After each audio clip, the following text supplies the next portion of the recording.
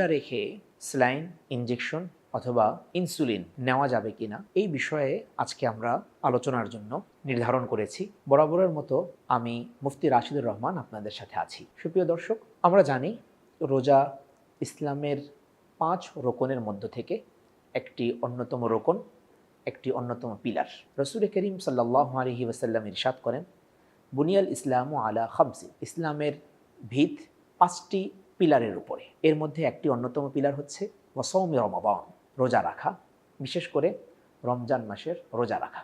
রোজার মাধ্যমে আমাদের প্রবৃত্তি, আমাদের ভেতরের যেই অপশক্তি আছে সেটা দমিত হয় এবং ভালো রিপুগুলো আরও বেশি সতেজ হয় এবং রোজার মাধ্যমে আধ্যাত্মিকতার দিক থেকেও মানুষ অনেক উপরের দিকে উঠে যায়। রোজা মূলত আল্লাহ সুবহানাহু ওয়া তাআলার সাথে মানুষকে অনেক বেশি একাত্ম হতে সুযোগ করে দেয়। এজন্যই আমরা প্রতিটি ধর্মেই রোজার কনসেপ্টটি সাধারণত পেয়ে যাই। বিশেষ করে ইসলামে রোজা সম্পর্কে যেই গাইডলাইন দেওয়া হয়েছে তা মানুষকে পুতপবিত্র করতে, মানুষকে আসল মানুষে পরিণত করতে অনেক বেশি ভূমিকা পালন করে। কোরআন মাজিদে আল্লাহ রাব্বুল আলামিন ইরশাদ করেন, ইয়া আইয়ুহাল্লাযীনা আমানু কুতিবা আলাইকুমুস সিয়াম কামা কুতিবা আলাল্লাযীনা মিন ক্বাবলিকুম লাআল্লাকুম তাত্তাকুন।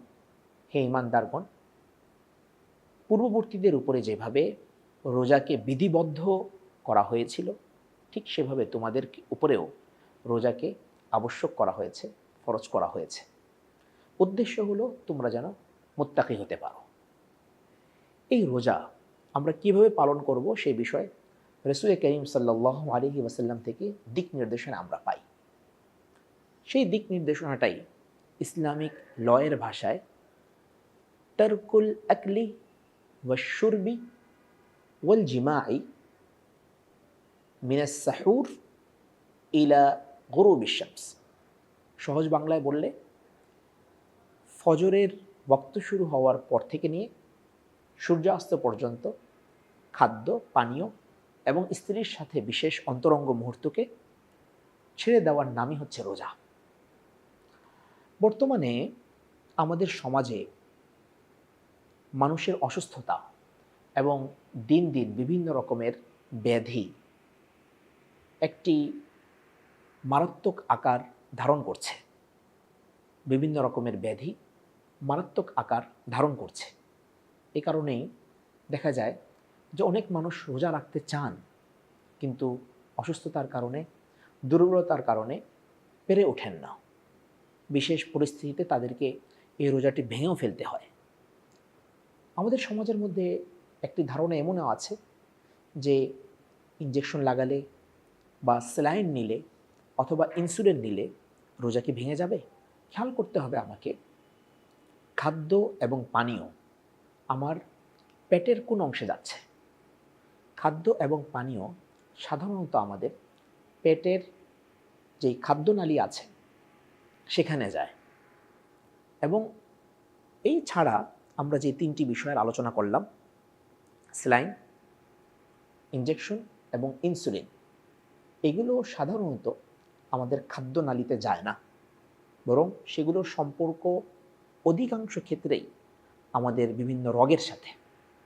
এজন্য ইসলামিক স্কলারদের ঐক্যমত্য বক্তব্য হচ্ছে এই যে স্যালাইন যদি পুশ করা হয় অথবা ইনজেকশন যদি নেওয়া হয় অথবা ইনসুলিন যদি নেওয়া হয় তাহলে অসুস্থ ব্যক্তির রোজা ভাঙবে না, বরং সে এই অবস্থাতেও রোজা রাখতে পারবে।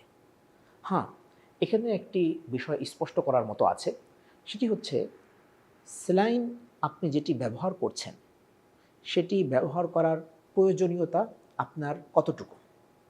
কোনো ঈমানদার অভিজ্ঞ মুসলিম ডাক্তার আপনাকে সেটি নির্দেশ দিয়েছেন কিনা, আপনাকে সেটি পুশ করার জন্য বলেছেন কিনা, একটি বিষয়। দ্বিতীয় বিষয়, যেই স্যালাইনটি আপনি ব্যবহার করছেন সেটি কি গ্লুকোজ জাতীয় কোনো স্যালাইন, অর্থাৎ সেটি কি খাদ্যের বিকল্প হিসেবে গ্রহণ করছেন নাকি ওষুধ হিসেবে ব্যবহার করছেন। যদি কারো ক্ষেত্রে এমন হয় যে তিনি স্যালাইনটি ব্যবহার করছেন খাদ্যের বিকল্প হিসেবে, তাহলে তার রোজাটি ভেঙে যাবে। পরবর্তীতে তাকে একটি রোজা কাজা করতে হবে, কাফফারার প্রয়োজন নেই। পক্ষান্তরে কোনো ব্যক্তি ঔষধ হিসেবেই যদি স্যালাইন ব্যবহার করেন ডাক্তারের পরামর্শ অনুযায়ী রোজা রাখা অবস্থায়, তাহলে তার রোজা ভাঙবে না, তিনি রোজা কন্টিনিউ করবেন এবং পরবর্তীতে তাকে কোনো রোজা কাজাও করতে হবে না। তাহলে সংক্ষিপ্তভাবে যদি আমরা বলি, ইনসুলিন লাগালে রোজা ভাঙে না, ইঞ্জেকশন পুশ করলেও রোজা ভাঙে না। অনুরূপভাবে স্যালাইন লাগালে যদি সেটা ঔষধ হিসেবে লাগানো হয় তাহলে রোজা ভাঙবে না। হ্যাঁ, স্যালাইনের ক্ষেত্রে এটি স্পষ্ট করার মতো যে সেটি যদি খাদ্যের বিকল্প হিসেবে হয় তাহলে কিন্তু রোজা ভেঙে যাবে। আল্লাহ রাব্বুল আলামিন আমাদেরকে সবগুলো রোজা সুন্দরভাবে রাখার তৌফিক দান করুন এবং রোজা থেকে যে বেনিফিট নেওয়ার সেটা যেন আমরা পরিপূর্ণরূপে নিতে পারি, সেই দোয়া, সেই প্রার্থনা, সেই মোনাজাত কায়মানো বাক্যে আল্লাহ তাআলার কাছে আমরা করছি। আল্লাহ তাআলা সেই তৌফিক দান করুন।